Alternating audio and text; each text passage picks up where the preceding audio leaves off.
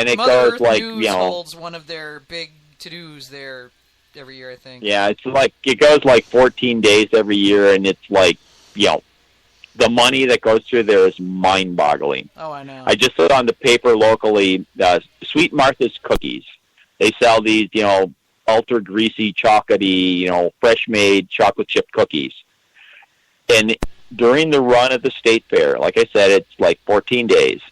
They gross over $4 million on cookies. Holy cow. Oh, my God. Yeah. Wow. Yeah. That, and in a short run like that, that's pretty lucrative. That is pretty lucrative. That's probably like half their revenue for the whole year. Well, I don't even know if they sell them anywhere else, but whatever, and then there's, the people that sell, grilled corn on the cob, and they only gross, $750,000, it's like, oh. Well, don't forget the fried Twinkie people. They make a lot of money. Oh, yeah, or the fried cheese curds. Oh, I love fried cheese curds. Those are so good. Pretty much anything sold at the state fair that can be deep fried. Did y'all do fried butter sticks yet? We did that at Raleigh a couple years ago. They've probably done it.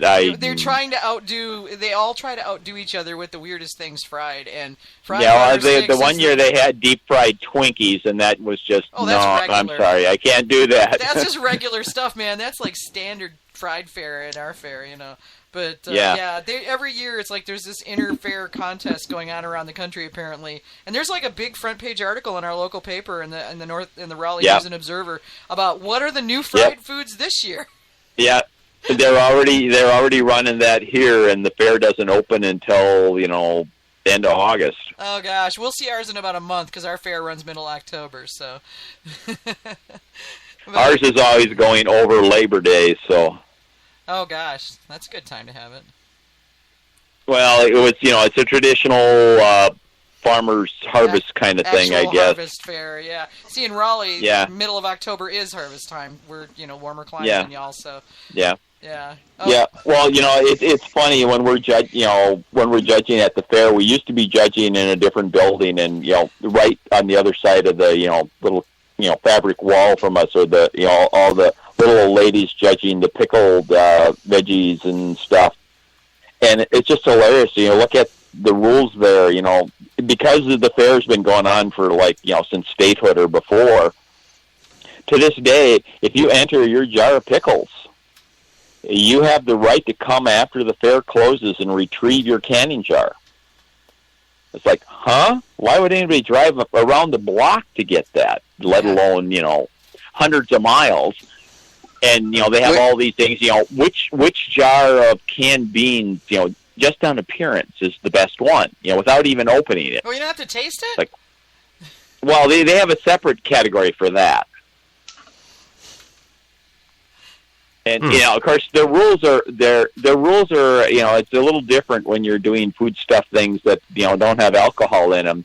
If they think there's any reason to suspect that the jar might be unsafe, it's just thrown away. It's like that's hazardous material. We don't like botulism. But beer, nothing fatal could grow in there. No, of course not. I see the ones, and they're like showcasing all the winners. They're in these cases, on like the same places where all the 4-H projects are and everything.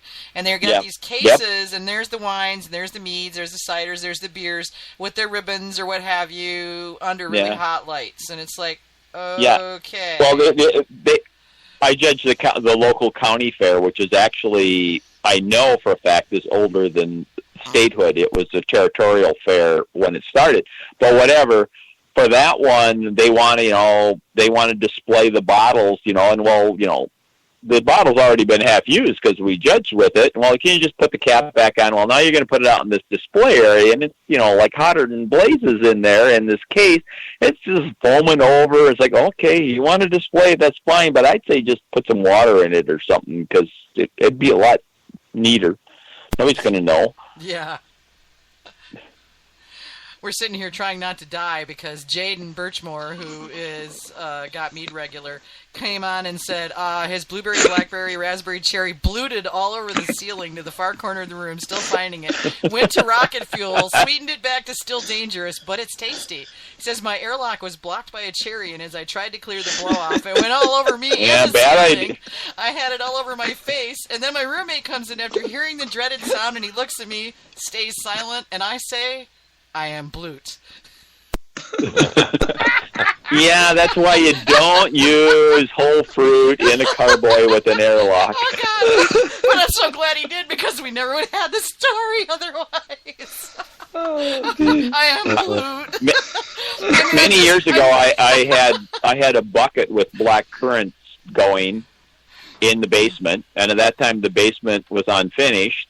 I was sitting on concrete, and I go down the next day to stir it, and it foamed over. It's like a lot of four-letter words, and okay, I made a big mess. I'll clean it up, and Jesus, this floor is really rough. Must have dried on. No, it actually etched the concrete. Oh my God! Yeah. There's enough acid in those black currants, and of course it etched it and stained it a beautiful purple. Oh, isn't it pretty? Yeah, I did that with raspberries. I've still got a port wine stain on the foundation wall because it leaked through the floor of the kitchen and then leached into the brick foundation wall.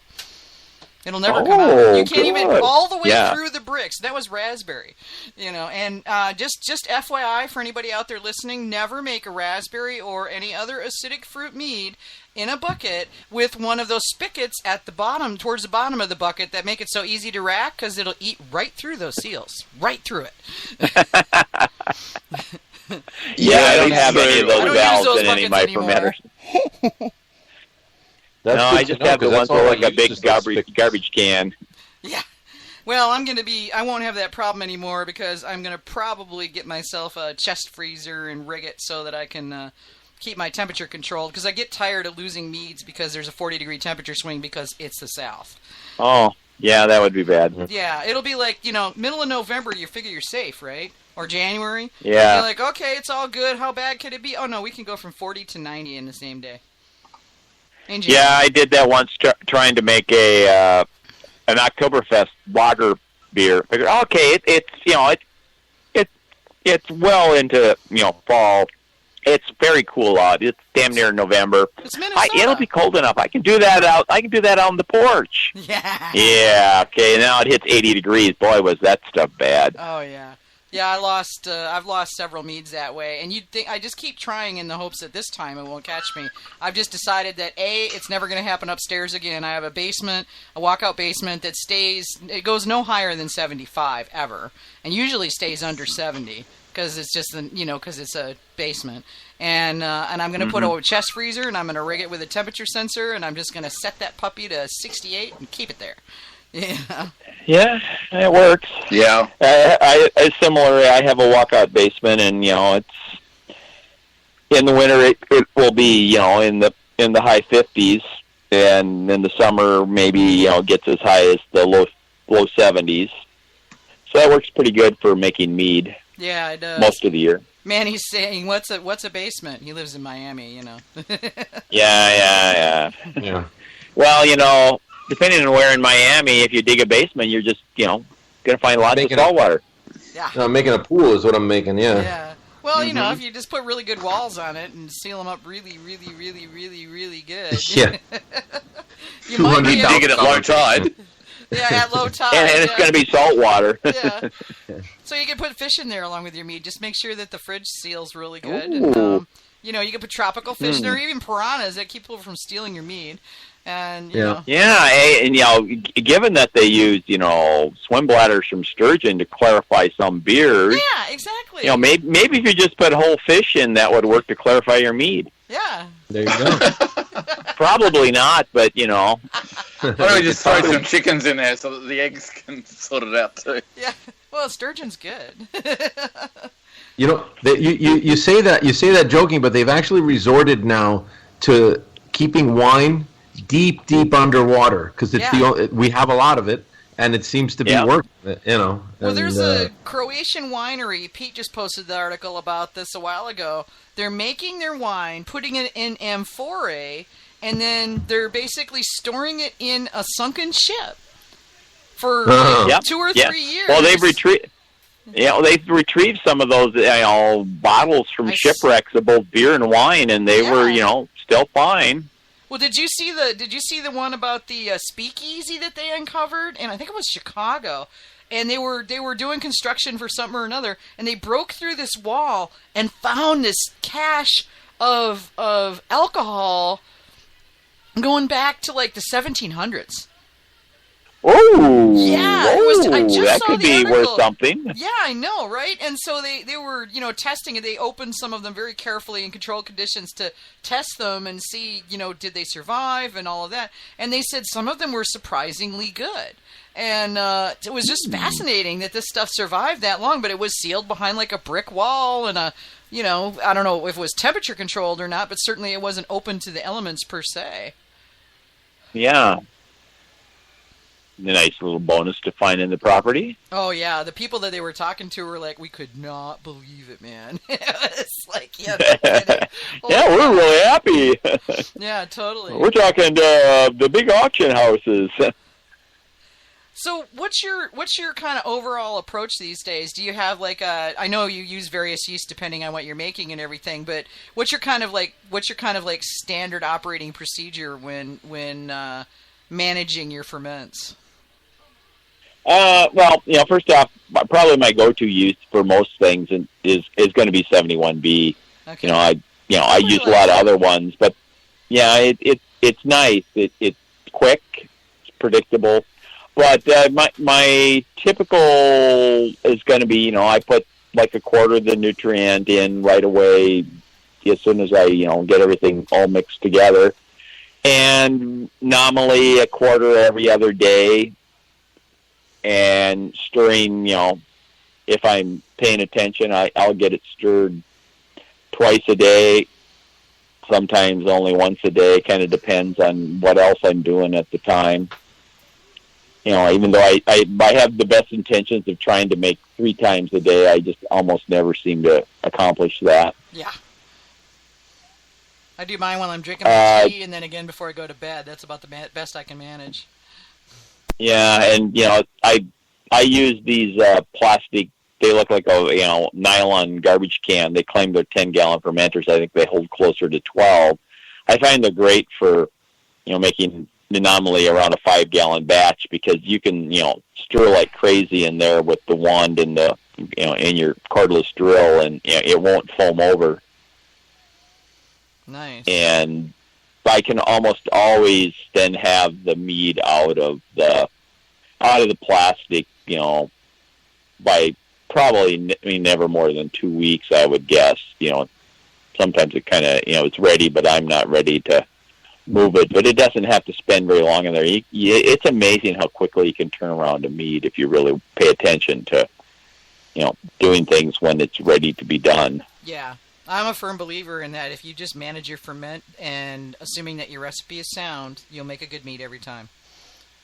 Yeah, I think the one I served at Nationals, that's part of the panel. I think the yeast was pitched on that, somewhere around the middle of May, and it was I was serving it on the 12th or something of June. Yeah.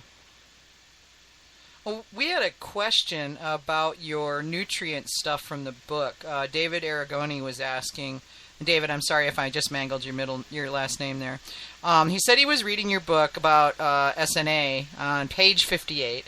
He said you suggest. Okay. Yeah, he said you suggest using 4 grams of Fermaid K and 8 grams of DAP, then spread it out with 4 SNA additions of 2 grams each. And says what happens? Oh yeah, I think I've been asked about that. If I remember right, the math doesn't work out on that page. Yeah, I believe so. Okay, so David, and if they ever